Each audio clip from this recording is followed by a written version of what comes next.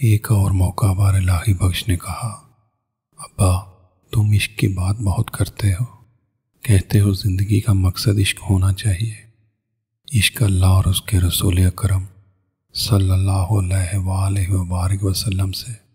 یہ تو بتاؤ یہ عشق کیا چیز ہے؟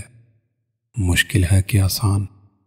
مجھے محبت بڑی آسان لگتی ہے، کرنے کی ضرورت ہی نہیں پڑتی، ہو جاتی ہے تو ہو جاتی ہے، نہیں ہوتی تو نہیں ہوتی، مگر اتنا بڑا مسئلہ تو نہیں لگتا جتنا تم بتاتے ہو۔ باپ کے چہرے پر نرمی ہی نرمی بکھر گئی، آنکھوں میں جیسے گہری سوچ اتر آئی۔ میں تو جاہل آدمی ہوں بیٹے، آپ یہ باتیں سمجھنے کی کوشش کرتا رہتا ہوں، اس کو پڑھنے کے لیے کتابیں پڑھنے کی بھی ضرورت نہیں ہوتی۔ یہ عشق تو آدمی کے اندر ہوتا ہے نا، بس اس کے لیے خود کو سمجھنے اور تبدیل کرتے رہنا ہوتا ہے۔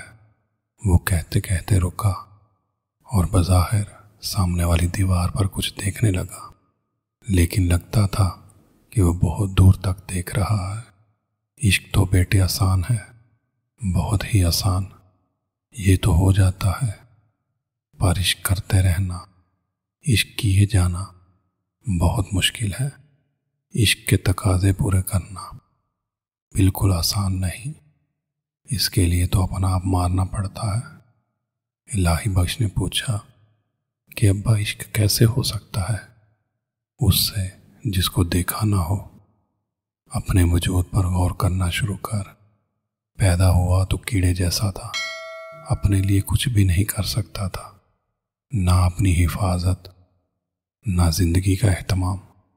رب نے تیری حفاظت کی، تجھے پالا، 2 ہاتھ دیے، 2 ٹانگیں دی، کام کرتی ہوئی 2 آنکھیں دی، بینائی دی، عقل دی، تجھے ایک مکمل انسان بنایا، کوئی کمی کوئی محرومی تیرے لیے نہیں چھوڑی۔ سب سے بڑھ کر تجھے ایک مسلمان کے گھر میں پیدا کیا تاکہ تجھے حق کی تلاش میں نہ بھٹکنا پڑے۔ یہ سب احسان تجھ پر کیے اس نے جو بے نیاز ہے، جس کو کسی سے غرض نہیں، اسے کسی سے کچھ نہیں چاہیے، اور اتنے احسانوں کے بعد اس نے بھلائی کا راستہ دکھا کر تجھ پر احسان کیا۔ اب اس کے جواب میں تم کیا کرے گا؟ الہی بخش کچھ دیر سوچتا رہا۔ سوال مشکل تھا، سوچتے سوچتے ذہن منتشر ہوا جا رہا تھا۔